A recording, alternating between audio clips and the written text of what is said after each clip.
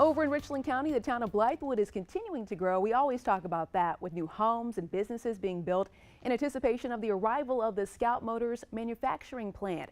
But with all that new development, there's also a need for more infrastructure in some parts of that busy area that was once untouched. Hard to believe. News 19's Josie Frost has the details on one city project to bring water access to a new part of that area. Earlier this week, Columbia City Council approved a partnership on a new water project.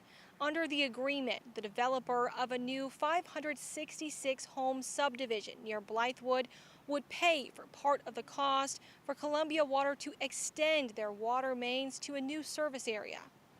Near Blythewood, some new houses and several new construction projects line the side of the road. Soleil Johns lives nearby. I see a lot of new subdivisions. It's great seeing the growth because it's showing that they're providing more living situations for people, and people are actually growing into it because it's a beautiful neighborhood. It's a beautiful area. The new city project would bring water to a future 566-home subdivision and beyond. Assistant City Manager of Columbia Water, Clint Sheely, says the project will not just bring water to the new subdivision, but to potential new developments in the growing area.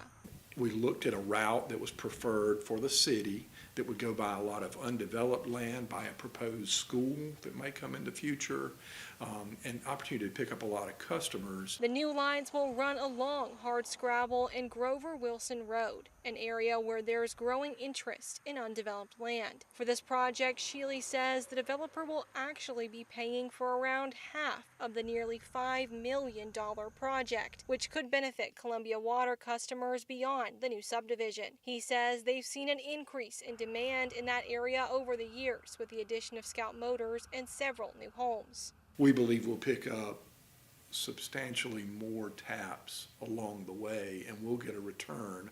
Our ratepayers will get a return on the investment that we'd be putting in.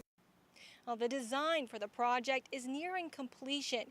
Sheely says they're hoping to break ground on the new water mains starting in mid-2026. Josie Frost, News 19, WLTX. All right, Josie, thank you so much. And part of that design plan for those new mains are going to run along Hardscrabble Road. Sheely says, don't worry, it is not the portion of Hardscrabble Road that's currently under construction by SCDOT, because some of y'all were wondering about that.